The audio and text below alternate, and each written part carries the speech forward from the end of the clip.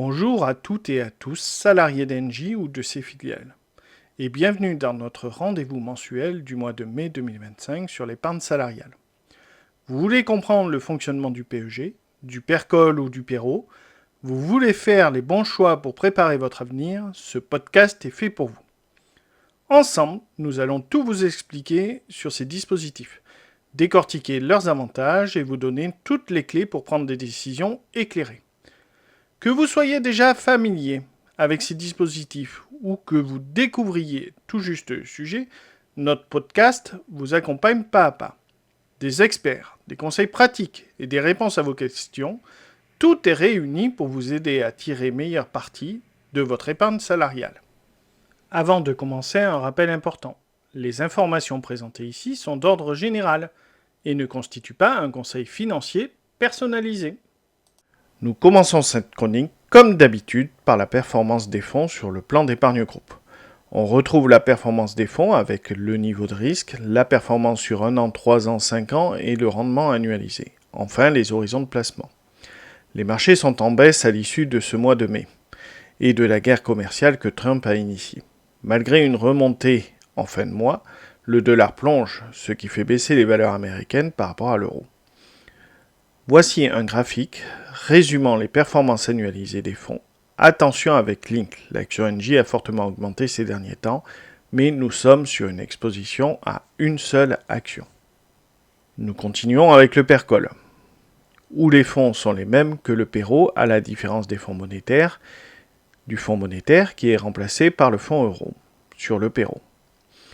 Nous retrouvons le même tableau avec le bilan de performance sur 1 an, 3 ans et 5 ans, l'annualisation des performances et l'horizon de placement. Nous avons reçu la performance du fonds d'AXA au courant du mois de mai, avec une performance 2024 de 3,54% net de frais de gestion. Attention, les performances passées ne préjugent pas des performances futures. Par défaut, la gestion est par horizon de placement, ce qui vous permet une meilleure performance sur le long terme et une exposition en fonction de votre date de départ en retraite.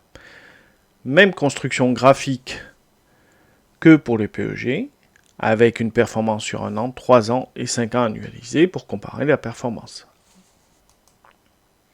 Nous passons aux questions du mois. Quelle est la différence entre un PER, un PERCOL, PERO, KESACO ? Depuis la loi Pacte de 2019, le plan d'épargne retraite, ou PER, a été créé.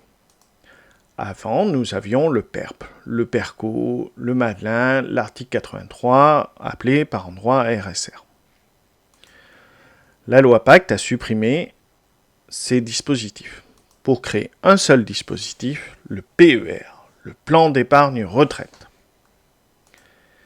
Il existe 3 formes de PER.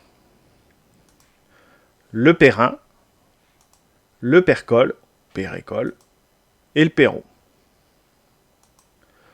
Le PERIN est un plan que vous ouvrez à titre personnel. Il vous permet d'épargner à votre rythme avec des placements volontaires pour préparer votre retraite, sans lien avec votre entreprise.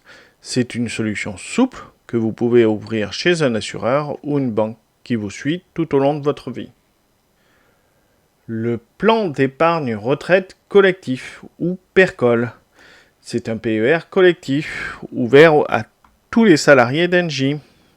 Sur la base du volontariat, vous pouvez y placer votre participation, votre intéressement, des versements volontaires et l'entreprise peut aussi vous aider avec un abondement. Cela permet de bénéficier d'un effort partagé entre vous et votre employeur pour faire grossir votre épargne retraite. Chez Engie, vous bénéficiez d'un dispositif PERCOL attractif géré par un organisme bancaire. C'est un outil puissant pour construire votre avenir avec la force du collectif. Le plan d'épargne retraite obligatoire. Le PERO est aussi mis en place par l'entreprise, mais cette fois-ci, l'adhésion est obligatoire par les salariés concernés. Il est alimenté par des cotisations obligatoires avec parfois des compléments volontaires. C'est un outil de capitalisation automatique pour les salariés avec une logique d'engagement dans le temps. Engie propose également un dispositif PERO pour ses collaborateurs, géré par un organisme assureur cette fois-ci. C'est un pilier supplémentaire pour votre préparation à la retraite. Ces 3 plans permettent de préparer votre avenir. Mais alors, faut-il commencer tôt? Est-ce vraiment utile de s'y mettre dès maintenant, même avec des petits montants? Voyons cela. Le temps joue pour l'épargnant. Commencer tôt, même avec de faibles montants, peut faire toute la différence. Plus vous épargnez longtemps, plus vos intérêts composés travaillent pour vous. C'est l'effet boule de neige. Pour atteindre 60 000 € à la retraite, si vous commencez 40 ans avant, cela vous demandera 30 € par mois. Sur 30 ans, 60 €. Sur 20 ans, 130 €.